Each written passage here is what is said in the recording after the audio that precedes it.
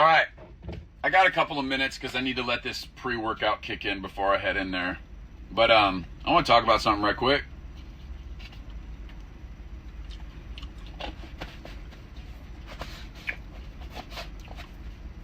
I'm not going to pretend that I don't understand what I'm about to bring up, because I do understand. I've been doing this a long time, and I have studied a lot on how people think, like the casual person that likes dogs. I understand their thought process. I don't agree with it, because I'm a dog man. There's dog lovers, and then there's dog people. There's dog men, and there's dog women. There's dog lovers, and there's a big difference between the two. Dog people are in constant search of how it is that they can do better, right? Dog people will take accountability for mistakes that they make. A good example in reference to what I'm talking about is Dave over at Barstool Sports. He recently adopted this sweet little American bully called Miss Peaches. Think it's a great thing what he did. Rescued, sorry. Dog was already safe, but story for another time. Anyway, yeah, so the dog's been getting into stuff ever since he just had to go to the emergency vet because, for the fourth time the dog chewed something up, and this time it was gum that had xylitol or whatever that ingredient is in it. So emergency surgery, the whole bit.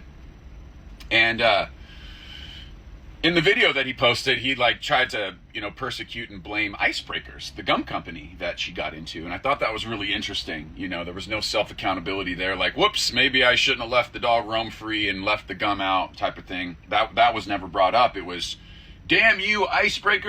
I'm not a Dave or Barstool Sports hater. I think it's great.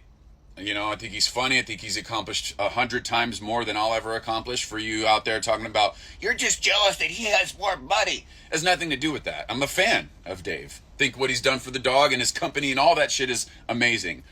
But I'm just saying, at what point are we going to, maybe have an opportunity to cross that threshold from dog lover to, dog person?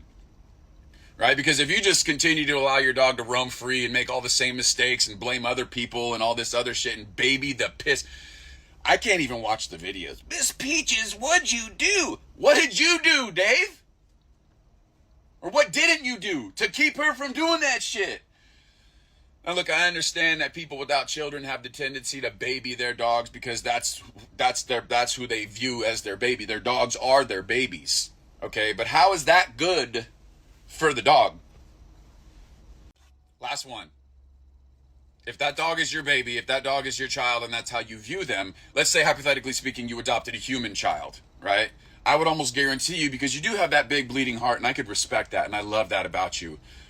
But we're talking brass taxes here. If you got a human kid and you adopted him, you're going to give him rules, boundary, structure, and routine, and that type of thing. But you're stripping that from the dog that you adopted because you're leaning into their past and you're thinking about how horrible it must have been. So it's like, this is your new life, freedom to do whatever. That's not healthy. You'll never be able to convince me otherwise. I understand where you're coming from because, again, like I said at the beginning, I know how people are thinking. But we know that what is good for dogs and people, rules, boundaries, structure, routine, repetition. And when you're going about it in the way that Big Dave is over there, it's like you're stripping the dog of all of that. Again, dog person, dog lover, big difference.